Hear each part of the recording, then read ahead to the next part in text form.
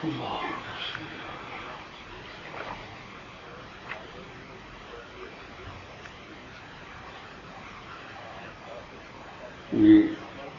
سورہ کیا بسم اللہ الرحمن الرحیم ان اللہ وملائکتہ یصلون علی النبی یا ایھا الذین آمنوا صلوا علیہ وسلموا تسلیما اللهم صل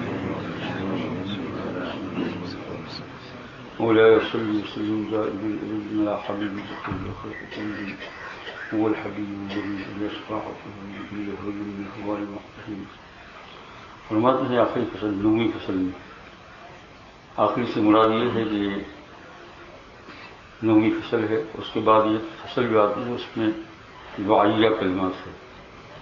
اس میں یہ ہے ومنذ الزمت افکاری مدائحہ وجدتہ لخلاصی خیر منتظم کہ میں نے آپ صلی اللہ علیہ وسلم کی مدح میں اپنی فکر کو لگا لیا ہے، لازم کر لیا ہے. جب سے میں نے اپنے افکار، اپنے خیالات، اپنی کوشش جد و جہد آپ صلی اللہ علیہ وسلم کی مدح میں لازم کر لیا ہے تو کہتے ہیں کہ وجدتہ لخلاصی خیر منتظم مجھے ہر جگہ کے اوپر خلاصی ملی، یعنی چھٹکارا ملا.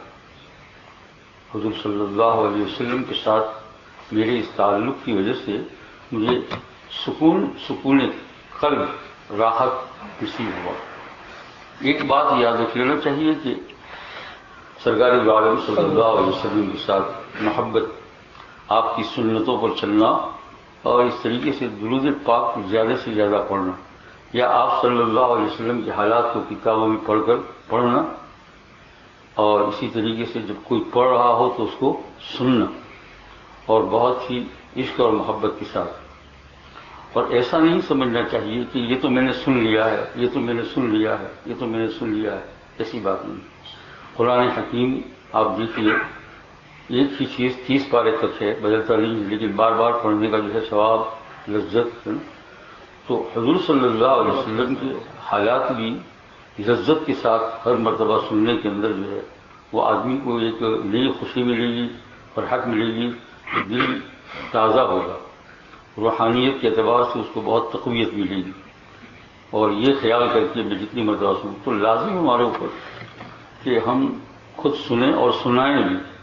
گھروں کے اندر بھی جو ہے یہ چیز اگر آپ لوگ چالو کریں تو بہت اچھا ہے، لیکن کم از کم پھر نہیں تو اتنا کریں کہ یہاں مساجد کے اندر یہاں یا کہیں بھی حضور صلی اللہ علیہ وسلم کے حالات بیان ہو رہے ہیں تو گھر والوں کو اس کی تاکید کریں کہ وہاں بیٹھے ہوئے وہ سنیں، چونکہ آج کل ریسیور وغیرہ سے سننے کے لیے آسانیاں ہوتی ہے تو کہو کہ وہ سنیں. ایسا نہیں کہ برتن دھوتے رہے وہ لوگ، روٹی پکاتے رہے، دنیا کی گپ شپ میں لگے رہے اور جو ہے یہ عظیم موقع کو ضائع کرے. صرف سننے کا اتنا بڑا ثواب ہے. یہ بات تو ہوئی. اور پھر الزم تو افکاری مذاہب یہ بھی ہے کہ زیادہ سے زیادہ حضور صلی اللہ علیہ وسلم پر درود پاک بھیجا جائے. زبان کے اوپر اللہم صلی علی، اللہم صلی علی، زبان جو ہے وہ خشک نہیں ہونی چاہیے. حق تعالیٰ جل شانہ کا ذکر بھی کرتا جائے اور اس کے ساتھ ساتھ درود پاک بھی پڑھتا جائے رسول اکرم صلی اللہ علیہ وسلم. اور پھر یہ ہے کہ خلاصی مل جائے گی تو یہ ہے کہ دنیا کی تکالیف بھی آئے گی، لیکن تکالیف کے اندر بھی یہ درود پاک پڑھنا ہمارے لیے بہت زیادہ راحت کا سبب بن جائے گا. بھائی ہے نا کہ تکلیفیں جو اللہ جل شانہ نے مقدر میں لکھی ہے تو اللہ جل شانہ کی حکمتیں ہیں، بہت ساری اس میں حکمتیں ہیں. سوچو گے تو پتہ چلے گا، دعائیں کرو گے تو پتہ چلے گا، اللہ سے تعلق بڑھاؤ گے تو اس کا پتہ چلے گا. بہت ساری چیز ایسی ہے کہ جس کو ہم چاہتے ہیں کہ نہ ہو، مثلا کوئی بظاہر تکلیف ہے وہ، لیکن حق تعالیٰ جل شانہ ہو کہ اس کے اندر بہت ساری کیا ہوتی ہے حکمت میں. اگر نفس تکلیف یہ نہ آنا اللہ تعالیٰ کا انعام ہوتا تو اللہ تعالیٰ انبیاء کرام کو ایک بھی تکلیف نہیں دیتے، ایک بھی تکلیف نہیں دیتے، ذرا بھی نہیں دیتے. یعنی بالکل تکلیف کا نہ آنا، آدمی صحیح سالم رہے، کوئی غم نہیں، کوئی تکلیف نہیں، نہ کوئی بیماری ہے، نہ کوئی قرضہ ہے، نہ کوئی گھر میں بیمار ہے، نہ کوئی بچہ مرا ہے، نہ کوئی بدن کے اندر دکھ درد ہے. اگر یہ جو ہے اللہ جل شانہ کا خاص انعام ہوتا تو یہ کس کو عطا فرماتے؟ انبیاء کو عطا فرماتے. لیکن یہاں بالکل برعکس معاملہ نظر آتا ہے. انبیاء کرام اور خصوصاً سید المرسلین صلی اللہ علیہ وسلم کے حالات کو آپ پڑھیے. آپ صلی اللہ علیہ وسلم کا کسی دن نہیں گزرتا ہے لیکن افکار کے اندر ہے، تکالیف کے اندر ہے، اور تکلیف ایسی کہ جو ہم لوگوں کو جو ہے پوری زندگی بھر میں، اب آپ صلی اللہ علیہ وسلم کو جو ایک دن میں تکلیف آئی، ہم کو پوری زندگی بھر میں بھی اتنی نہیں ملتی، اتنی تکلیف آئی. آپ دیکھیے ایک سرسری دیکھ لیجیے جو آپ کو اور ہمیں یاد ہے، سنتے رہتے ہیں. حضرت صلی اللہ علیہ وسلم پتھر مارے، آپ کو مارے کسی نے پتھر جن کے بارے میں، اور پتھر ہی مارے تو خون بہنے لگا، پھر سے لے کر جوتی تک جانے لگا، اس کا اثر نال مبارک کے اندر بھی جا رہا ہے، خون بہ رہا ہے. کتنی بڑی تکلیف ہوگی. ایک خالی ہمیں راستے کے اندر اگر ذرا سا کچھ لگ جائے اور خون نکلے تو پتہ نہیں سارا گھر اچھل لیں گے، ہائی کیا ہو گیا، پٹکی یہ وہ، فوراً ایمبولینس ہو گئی، ابھی خون بہ رہا. ایسے ہی چل رہے ہیں صلی اللہ سے. اور سخت گرمی میں طائف کے میدان کے اندر، دو پہاڑوں کے درمیان اب لوگ پتھر بھی مار رہے ہیں، گالیاں بھی دے رہے ہیں، پیچھے بچوں کو بھی لگایا. ایک ایک سے بڑھ کر کے یہ 3 عرصہ تقریباً اتنا رہا کہ حضور صلی اللہ علیہ وسلم سے کفار مکہ نے بائیکاٹ کیا. ایک وادی ہے نا محسب نام کی ہے، وہاں کہا کہ یہ اور حضور کو ماننے والے وہاں رہے، کھانا پانی پینا سب بند، کوئی ان سے تعلق نہیں، ان کو جہاں سے کیا جائے سب بند کر دیا. شادیاں ہو گیا، کوئی چیز نہیں، ان سے بولنے ہی نہیں، بائیکاٹ پورا مکمل کر دیا. اور پھر انہوں نے اس کو لکھ کر بیت اللہ کے کافروں کے قبضے میں تھا تو ایک وہاں اعلان بھی لگا دیا کہ جو ان سے ملے گا ان کی سزا ہوگی. بالکل. ایک صحابی رضی اللہ تعالیٰ عنہ جو بعد میں ایمان لائے، اس وقت ایمان نہیں لائے تھے، وہ بیان کرتے ہیں کہ میرا اس زمانے کے اندر چونکہ اسلام نہیں لائے تھے، وہ میری تجارت تھی اناج کی، باہر سے مال اونٹوں پر آتا تھا اور میں بیچتا تھا. تو مجھے یہ دیکھ کر بہت ہی غم ہوا، حالانکہ جب اسلام نہیں لائے تھے، یہ لوگ بھوکے مر رہے ہیں، اور درختوں کے پتوں کو دیکھ رہا ہوں کہ وہ لوگ اتار اتار کر چھاپ رہے ہیں. حضور صلی اللہ علیہ وسلم کتنا سبب. تو کہا کہ میرے اونٹ آئے جس کے اوپر جو ہے اناج غلہ تھا، اناج تھا یوں وغیرہ. تو میں کیا کرتا تھا، جب وہ گھاٹی کے پاس سے گزرتا تھا تو اپنے اونٹوں کو خوب مارتا تھا، بھگاتا تھا تاکہ وہ بھاگ جائے. کہاں بھاگ جائے؟ گھاٹی میں بھاگ جائے. تو میں خوب مارتا تھا، ان کو بھڑکاتا تھا، تو وہ اونٹ کیا ہوتے تھے، وہ گھاٹی کی طرف بھاگتے تھے. تو وہاں پھر وہ لوگ کیا کرتے تھے، رکھنے والے سامان کو اتار دیتے تھے. جی کیونکہ اگر میں یوں ہی بھیجوں اور کوئی دیکھ لے تو مجھ پر بھی کافی لوگ ٹوٹ پڑے. تو میں کیا کر کے کھڑو یہاں سے نکلو، یہاں سے نکلو، یوں کر کے مارتا تھا، اور انداز یہ ہوتا تھا کہ اونٹ کہاں ادھر چلے جائے. رحم آتی. آپ نے دیکھا ایسی تکلیف اٹھائی. ایک دن اگر ہم کو کھانا نہ ملے تو پتہ نہیں ہمارا تو کیا حال ہو جائے. ایک دن ایک ٹائم نہ ملے تو دن تو کیا. ایک ایک سے بڑھ کر کی تکلیف حضور صلی اللہ علیہ وسلم ہے نا. اور شروع زمانے سے لے کر 10 سال تک کافروں نے کتنا ستایا مکہ مکرمہ میں. عمرہ کرنے کے لیے گئے تو واپس بھیجا. حضور صلی اللہ علیہ وسلم عمرہ کرنے کے لیے گئے، جب بیت اللہ شریف کافروں قبضے میں تھا نا تو واپس بھیج دیا راستے سے. سورہ حدیبیہ اس کا نام ہے. مدینہ منورہ سے تشریف لے گئے، احرام باندھا، جانوروں کو ساتھ لے گئے قربانی کرنے کے لیے، جو صحابہ ایمان لائے تھے وہ سب ساتھ ہے. اور سورہ وہ حدیبیہ بس وہ مکہ مکرمہ کے قریب ہی ہے. آپ نے دیکھا ہوگا، نہیں دیکھا ہو تو دیکھنا چاہیے. وہاں جب گئے تو کافروں نے وہاں رکا اور بہت لیزی ہوئی اور بحث ہوئی یہ. اور یہ کہ اس سال تو ہم تم کو عمرہ کرنے ہی دیں گے. پھر ایک صلح نامہ ہوا جو آپ کو معلوم ہے کہ آئندہ سال تم کر سکتے ہو اس شرط کے ساتھ. حضور صلی اللہ علیہ وسلم نے اس کو منظور فرما لیا اور پھر سب کو کہہ دیا کہ یہیں سب لوگ اپنے احرام کو اتار دے اور جانور کو ذبح کر دے، سر کے بالوں پر ڈالے. یہاں سے یہ مسئلہ نکلا ہے کہ اگر کوئی آدمی عمرہ کے لیے حج کے لیے جائے، راستے میں سے احرام باندھا ہو اور کوئی احسار پیش آ جائے یعنی کوئی رکاوٹ پیش آ جائے تو اس مسئلے پر چلیں گے جو حضور صلی اللہ علیہ وسلم کیا کریں گے، جانور کی قربانی کر دیں گے، بال کٹا دیں گے. آپ یہاں سے گئے ایئرپورٹ پر گئے اور احرام باندھ لیا جوش میں، اور جوش نہیں کرنے کا گئے، جوش میں ایک دم احرام باندھ لیا اور احرام باندھنے کے بعد نیت بھی کر لی، 2 رکعت نماز بھی پڑھی اور پھر وہاں گئے. کمپیوٹر کے اندر نام نہیں ہے آپ کا ہوائی جہاز میں جانے کا، یہ ہے کہ آپ کی ٹکٹ تو 3 دن کے بعد، سوری 3 دن کے بعد، ہاں 3 دن کے بعد. میں نے احرام باندھا، وہ کہ بیچارہ احرام کا مسئلہ کیا سمجھتا ہے، وہ کہے گا وہ تو میں کیا جاؤں احرام، یہاں نہیں کمپیوٹر کے اوپر ہے ہی نہیں آپ کا ٹکٹ، آج ہے ہی نہیں. اب کیا کر لے گا، اب واپس آنے کا. احرام باندھ رہا ہے، اب 3-4 دن تک گھر میں رہنے کا. اور احرام کا مسئلہ ایسا مشکل ہے کہ تھوڑی تھوڑی دیر کے اندر اگر کوئی چیز ہو گئی تو کیا آ جائے گا، دم لازم ہے. دم بال نکال سکتے ہیں اور یہ اور بہت ساری باتیں ہیں. میاں بیوی ہو تو ایک ساتھ سو نہیں سکتے ہیں، مطلب یہ کہ سارے مسائل سب پیش آتے ہیں. یہاں سے ریسٹورینٹ سے کسی مرتبہ فیملی گئی، بیچاروں کا ایسا ہی ہوا، سب فیملی والوں نے یا کچھ لوگوں نے احرام باندھ دیا، ایئرپورٹ سے واپس آئے، ٹیلی فون آیا، یا میں نے کہا سب احرام میں رہو، ابھی کوئی گڑبڑ نہیں. انہوں نے کیا ایک دم کی لائن لگ جائے گی. ایک تو ایک بکری کا قربانی کرنا تو مشکل ہے، مفتی کتنی کی بار. وہ میں نے یہ سجیسٹ دیا کہ تم وہاں مکہ مکرمہ میں تمہارا کوئی جاننے والا ہے، تو کہا ہے، میں نے اسے ٹیلی فون کر دو کہ تمہاری طرف سے کیا کرے، قربانی کر دے. کیا کر دے؟ وہ جب قربانی حرم کے اندر کر دو تو گوشت کا کوئی سوال نہیں، جب قربانی کر دو تو ذبح کرنے کے بعد فوراً ہی میں ٹیلی فون کر دوں، اور جب وہ ٹیلی فون کر لیں تم لوگ یہاں اپنے سردی بال کو کٹوا دو. مشکل سے دوں گا اشارے راتوں رات حرام سے تو حلال ہو گئے نا، خوش ہو گئے نا، ورنہ مشکلیں عام پڑتی ہیں ہم کو پہچاننے والوں. تو بہرحال وہ مسئلہ وہاں صلح حدیبیہ سے نکلا، سرکار دو عالم صلی اللہ علیہ وسلم حملہ نہیں کیا. اب سارے واپس آ رہے ہیں. عمر رضی اللہ تعالیٰ کو تو بڑا غصہ ہے، اتنا غصہ کہ یا رسول اللہ یہ صلح کیوں کی، ہم وہاں جاتے مر مٹ جاتے، لیکن اللہ جو چاہتا ہے وہ کرتے ہیں. یہ ہے، اور بغیر عمرے کے واپس آ رہے ہیں. یہ وہاں کے 10 سال کے بعد بھی یہ تکلیف ہو رہی ہے، اور پھر مدینہ منورہ ہوگی. آپ دیکھتے ہیں کہ منافقین لوگ ہیں، اذا جاءک المنافقون، وہ روز کی نئی نئی تکلیف ہوتا رہے ہیں. کوئی جو ہے اشعار لکھ رہا ہے، اشعار میں گالیاں لکھ رہا ہے، اگلے اشعار کے اندر ایک ایک. تو مولانا بھائی جو دوستوں، یہ تو بہت لمبا دفتر ہے. آپ سوچو گے کہ اگر دنیا کی تکلیفوں کا نہ آنا یہ اگر انعام الہی ہوتا تو یہ سب سے زیادہ کس کو ملتا؟ معلوم ہوا کہ یہ انعام الہی نہیں ہے، یہ انبیاء کو تو تکلیف زیادہ دی گئی. تو اس میں کیا ہوتی ہے حق جل شانہ کی حکمت ہے، سوچو گے بنیے گی، ہے نا. اور ایک ظاہری حکمت تو آپ اور ہمارے لیے یہی ہے کہ ہمارا پیٹ جتنا بڑا ہوا ہوتا ہے اتنے ہم زیادہ شریف بنتے ہیں، ہے نا. جتنا زیادہ پیٹ بڑا، اگر تکلیفیں نہ آئے تو ہم لوگ توبہ کیوں کریں گے، استغفار کیوں کریں گے، آخرت کو یاد کریں گے، قبر کو کیوں یاد کریں گے، ہے نا. اسی لیے حق تعالیٰ جل شانہ ہے دنیا کا نظام، یہ دنیا کا نظام آپ دیکھ رہے ہیں، یہ حق تعالیٰ جل شانہ کی حکمت کے اوپر ہی مرتب ہے. عام طور سے اللہ تعالیٰ نے دنیا سے چھوڑنے کے لیے ایک مقام رکھا ہے، وہ کیا ہے؟ بڑھاپا.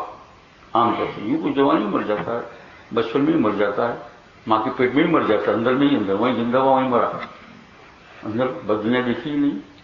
لیکن عام نظام کیا ہے اکثریت کے اعتبار سے کہ آدمی بچہ کے بعد جوان، جوان کے بعد پھر بوڑھا، ہے نا، کالی سے سفید، اور اس کے بعد پھر اس کے اعضاء جواب دے، پھر کیا کہتے ہیں اس کی عام طور سے یہ کیوں؟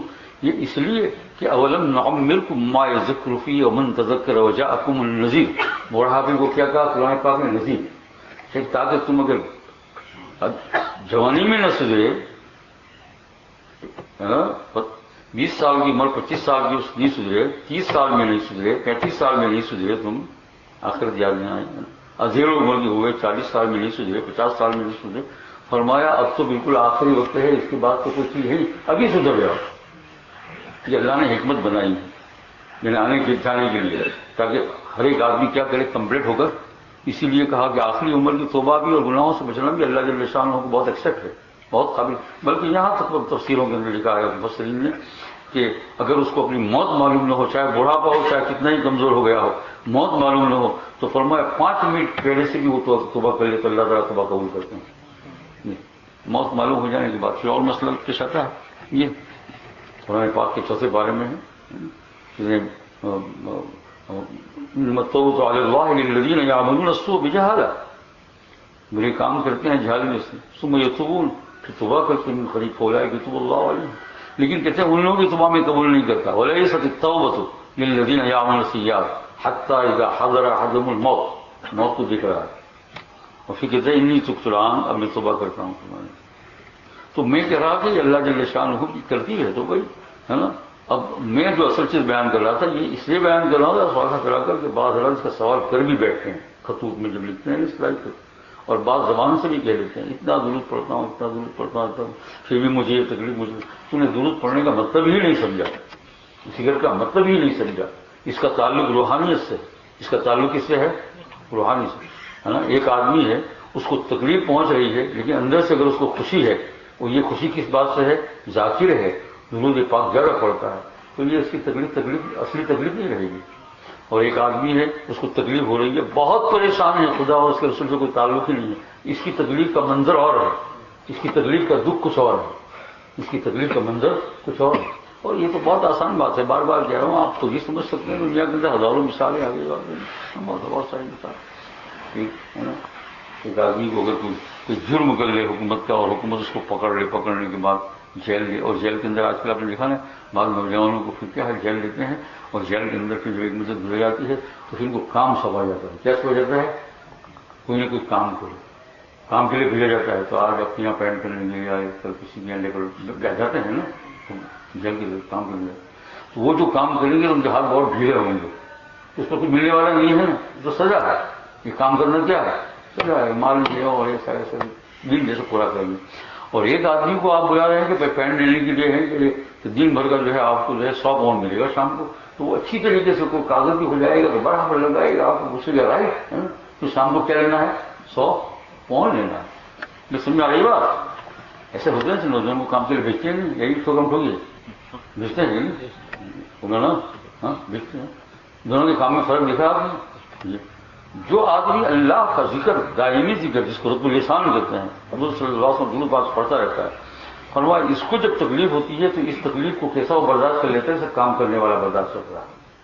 بلکہ اس تکلیف کے اندر بعض اوقات مزہ بھی لیتے ہیں کہ بدوا بڑھ جاتا ہے. اور سچ کہتے ہیں مزہ لے. جو بھائی تھے دونوں بزرگ، حکیم محمد نے واقعہ بیان کیا. ایک بیمار ہو گئے بہت، تو جب بھائی جا رہے تھے کیسے طبیعت سے تو بہت خوش گئے، الحمدللہ سبحان اللہ بہت سے. تو بڑا بھائی بھی بزرگ تھا، ایک چھوٹے بھائی کا حال تھا. تو بڑا بھائی بھی بزرگ دونوں ایک گھرانے میں. انہوں نے کہا بھائی جی تمہیں لذت آ رہی ہے اس کے اندر، ٹھیک ہے، لیکن تمہاری بیماری جیسے گھر والے تو ذرا تھوڑے مشغول ہیں پریشان، تو کچھ کرو نہیں کہ تمہاری بیماری دور ہو جائے. کہا کیا کروں؟ کہا کہ تم جب تک خوش ہوتے رہو گے نا تب تک دور ہونے والی نہیں، اللہ کے سامنے رونا شروع کرو. اور جب کوئی آئے کسی ایسا ہو کہ اللہ پاک اس طرح جب دے گا، یوں کہو جب کر جاؤ ہے مت کرو نا. تو انہوں نے پھر ایسا ہی کرنا شروع کیا تو تب بیماری دور ہو گئی. یعنی آتی تھی اللہ تعالیٰ سے ہے پسند ہے. لیکن یہاں مجھے کہنے کا مطلب ہے کہ وہ دیکھو نہیں، وہ بھائی جو بیمار تھے اور وہ جو خوش تھے وہ کیوں خوش تھے؟ لذت دے رہے تھے. کیا کر رہے تھے؟ لذت دے رہے تھے. یہاں تو بڑے بڑے عجیب عجیب واقعات ہیں، لذت دے رہے تھے. تو میرے بھائی جو اصل میں جو ہے نا یہ حضور صلی اللہ علیہ وسلم کے یعنی یہ جو یہاں کہا منذ الزبت تو مکاری افکاری مزاح ہو، میں ہر مصیبت سے چھٹکارا چاہتا ہوں. اب آپ ملتا ہے مجھے، اب آپ اس پر یوں کہیں گے کہ میں تو اتنے دن سے درود پاک پڑھ رہا ہوں پھر مجھے تکلیف، لیکن آپ درود پاک کا مطلب سمجھیں گے نہیں. اچھا ایک بات بتا کر ختم کر لوں جو اور کی مرض سب سن لیں. بہت پتی کی بات ہے. یہ ہم لوگ جو ہے نا ذکر کرتے ہیں، درود پاک پڑھتے ہیں اور تکالیف آتی ہے، اور تکالیف کے اندر بہت ہی دکھ ہوتا ہے اور اس کا غم ہوتا ہے، تو وہ پڑھنے سے ہمیں کچھ ملا نہیں نا. کیوں بھائی؟ کس لیے؟ اس نے اپنا اثر کیوں نہیں بتایا؟ جو آدمی بھی ذکر درود پاک کسی دنیاوی غرض سے پڑھے گا اس کو اس کے اندر کوئی بھی روحانی لذت نہیں آئے گی. ہمارا مطمع نظر ہی یہ ہوتا ہے کہ ہم اتنا یہ کریں تو یہ ہمارا کام بن جائے. دنیا ہی نظر ہوتی، دنیا ہو شامل ہو اندر تو کچھ حرج نہیں، لیکن خالص دنیا کیا ہوتی ہے؟ خالص دنیا. پڑھتے اسی لیے ہے بھائی روزانہ یاسین شریف کیوں پڑھتا ہے؟ تاکہ دن بھر جو ہے میرے کو ٹچ نہیں کرے. آخرت کا خیال نہیں ہے کہ ایک مرتبہ یاسین پڑھنے کا 10 قرآن پاک جتنا ثواب ملتا ہے وہ نیچے کو ڈھیر لگ جائے گا. یہ نہیں. ہاں کبھی کبھار اگر ایسا ہو تو کوئی حرج نہیں ہے، لیکن جب ہمارا بالکل یہ نظریہ بن جاتا ہے کہ جتنی دین کا کام کرتے ہیں اس پر ہماری نظر کہاں ہو؟ دنیا ہی کی، تو دنیا کے مسائل حل ہو یا نہ ہو لیکن روحانی لذت کبھی بھی زندگی میں نصیب نہیں ہونے کی. اس لیے درود پاک پڑھو، یاسین شریف پڑھو، ذکر کرو. اصل تو کیا ہو؟ اللہ کو راضی کرنا، اللہ سے تعلق جڑنا. اس کے ضمن میں اللہ جل شانہ کام بنا دے تو اللہ کی مرضی، اللہ کی حکمت. میں سمجھا آپ نے؟ تو میں کہتا ہوں یہ بعض لوگ شکایت کرتے ہیں کہ اتنی دن سے میں کر رہا ہوں، مجھے تو کوئی لذت نہیں ہے، کچھ نہیں ہے، میرا کام نہیں بن رہا ہے یا مجھے تکلیف ہو رہی ہے. تو بھائی اصل میں یہ ہے کہ یہ انما الاعمال بالنیات، نیتوں کے اوپر سارا دار و مدار ہے. ہم نے وظیفے وظائف کا خلاصہ ہی کیا سمجھا؟ دنیا کی چیز مل جائے. تو آپ دیکھیں قرآن پاک میں دوسرے پارے میں وَمِنْهُمْ مَنْ يَقُولُ ان میں سے بعض لوگ وہ ہے یوں کہتے ہیں ربنا آتنا فی الدنیا حسنہ، یہ اللہ ہم کو دنیا میں بھلائی عطا فرما، اما لہو فی الآخرۃ من خلاق، ان کے لیے آخرت میں کوئی حصہ نہیں ہے. ٹھیک ہے آگے ومنهم من یقول ربنا آتنا فی الدنیا حسنہ وفی الآخرۃ حسنہ وقنا عذاب النار اولئک لهم نصیب مما کسبوا، ملے گا ہی نہیں کوئی حصہ اللہ پاک نے. تو بھائی سمجھے تو یہ آخری بات عرض کر رہا تھا کہ پڑھو اس کے لیے اللہ سے محبت ہو جائے، درود پڑھو اس لیے کہ اللہ کے رسول سے، اور اس درمیان میں کوئی تکلیف آ جاوے تو کہو کہ جس کو یاد کیا اسی نے یہ تحفہ بھیجا، جس کو یاد کیا اسی نے تحفہ بھیجا، اور تحفہ بھیجا تو اس کے اندر کوئی نہ کوئی حکمت ضرور ہے، کوئی نہ کوئی حکمت ضرور ہے نا. لگتا ہے انجیکشن بڑا لیکن ہے نا کڑوی دوا ہے، لیکن اس کے اندر کوئی چیز اس نے لپیٹ کر بھیجی ہے. وہ کیا بھیجی ہے کہ وہ ہمارے نفس کا تزکیہ ہو، آخرت ہم کو یاد ہے. اور آپ دیکھ لیجئے تجربہ ہے زندگی بھر کے اندر کہ آدمی جتنا زیادہ پریشان ہوتا ہے اور اللہ سے تعلق ہوتا ہے آخرت کی طرف اس کی توجہ زیادہ ہوتی ہے. بہرحال یہ ایک جو ہے ایک حقیقت ہے، اس کو یاد رکھ لینا. اللہ تعالیٰ ہم کو ایسے ہی اخلاص کے ساتھ ذکر اذکار کرنے کی توفیق عطا فرمائے، ورنہ یوں بیٹھے ہیں بہت مراقبہ ہے لیکن پورا دماغ میں گھسا بھرا ہوا ہے دنیا کا. اب میں ذرا آگے بڑھ کر کہتا ہوں، ایسے لوگوں سے کثرت سے مجھے شکایت ہوئی، وہ خود اپنی زبان سے شکایت کرتے ہیں. ایک صاحب نے تو میرے سامنے یہ کہا، اب مجھے کہنا پڑتا ہے کہ یہ تکالیف ہے، یہ تکلیف. میں کہ دعا کرو. کیا دعا کروں؟ دعا کر کر کے تھک گیا، اللہ سنتا ہی نہیں ہے. دیکھا آپ نے کہاں جا رہا ہے، کتنے رانگ راستے پر جا رہا ہے جوان. اس لیے مجھے ان چیزوں کو کہنا پڑتا ہے نا.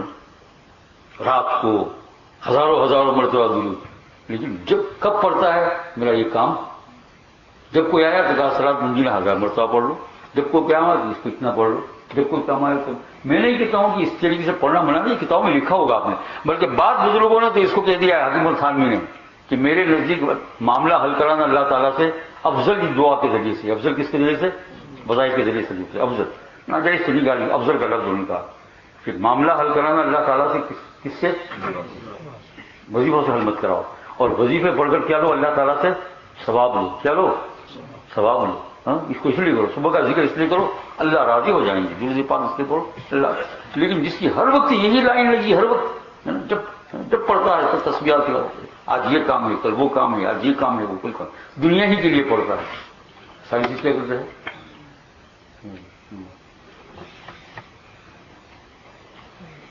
حکیم الثانی رحمۃ اللہ علیہ نے ایک خواب لکھا، حبیب و خواب کہ وہ مسجد میں بیٹھ کر پاخانہ کر رہا ہے، لنجر خواب ہے.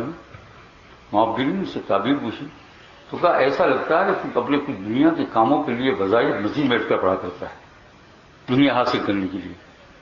یہ خواب کی تعبیر دی، دنیا کو حاصل کرنے کے لیے کہا. بھائیو اس کو یہ ہے نا، یہ بات بہت گہری بھی نہیں ہے اور بہت ایسی بھی نہیں ہے، بلکہ یہ ہر ایک کے لیے لازم ہے. کہیں ایسا نہ ہو جائے کہ ہماری 5 وقت کی نماز بھی اسی کی نظر ہو جائے کہ نماز بھی اسی لیے پڑھتا ہے، روزہ بھی اسی لیے پڑھتا ہے تاکہ دنیا کی کوئی تکلیف نہیں آئے. آخر تو نظر نہیں جاتی، پھر اس کے بعد کچھ ملتا نہیں. ہماری نظر کہاں ہو؟ اب تعالیٰ جل. آپ پڑھیے خوب، چلتے اٹھتے بیٹھے درود پڑھیے، یہ سب پڑھیے ہے نا. اور اس لیے پڑھیے کہ ہمارے مرنے کے بعد ہمارا کیا ہو جائے گا، یہ ذخیرہ ہوگا، اللہ راضی ہو جائیں گے. دنیا کا کام. اور بھائی وہ شعر میں نے مولانا رومی کا آپ کو پہلے بھی پڑھ کر سنا دیا ہے نا. تو بندگی بشرط مزد مکن، خواجہ خود روی سے بندہ پروری بھی دان. تو بندگی بشرط مزد مکن، مزد مانے مزدوری. فرمایا تو اللہ کی عبادت مزدوری کی شرط پر مت کر. تو بندگی بشرط مزد، مزد مانے مزدوری. تو اللہ کی عبادت وظیفے وظائف مزدوری کی شرط پر اللہ سے مت کر. خواجہ خود روی سے بندہ پروری بھی دان. خواجہ سے مراد اللہ ہے. اللہ تعالیٰ خود اپنے بندے کو کس طرح پالنا وہ جانتا ہے، وہ علام الغیوب ہے. جب اس کے ساتھ تیرے ساتھ اس کو محبت ہو جائے گی تو تھوڑا سب کام کر دے. کیسی بات کہی. آج تک ہمارا کیا ہو گیا، ہماری بندگی وظیفہ وظائف مزدوری کی شرط ہو رہے ہیں، کس ہو رہے ہیں. اور پھر اس کے بعد یہ شکایت کی کام نہیں بنتا ہے. یہ سوکھی سی بات ہے یاد ہے. تو اس طریقے سے کرو زندگی بھر کے اندر درود پاک پڑھنا. اور اللہ کے رسول صلی اللہ علیہ وسلم کیا ہے محبت. اور بھائی بات ذرا تھوڑا سا آج کے جمعرات سے مختصر سا وقت ہوتا ہے لیکن ذہن میں آئی تھی بات تو میں نے کہا میں آگے سے کر دوں. آپ دنیا کے اندر دیکھ لیجئے، کسی کے ساتھ آپ کا تعلق ہو، جب غرض ہو تب اس کے پاس جا گئے، اور جب غرض ہو تو پیچھے سے ہٹ گئے. جب جائیں گے تو کیا کہے گا؟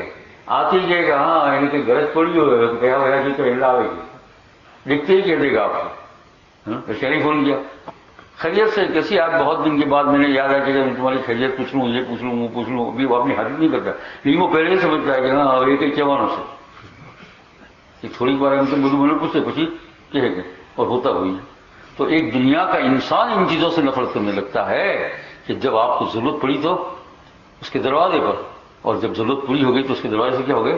ایسا خدا کے ساتھ رسول کے ساتھ معاملہ ہوتا ہے صلی اللہ علیہ وسلم. ہر حال میں بیمار ہو تو بھی، تندرست ہو تو بھی اللہ تیرا کام کرنا ہے. یہ بات نہیں، بس یعنی تیرے سے محبت ہے، تیرا ذکر کرنا ہے، تجھے یاد کرنا ہے، تو ہمیں جس حال میں رکھے.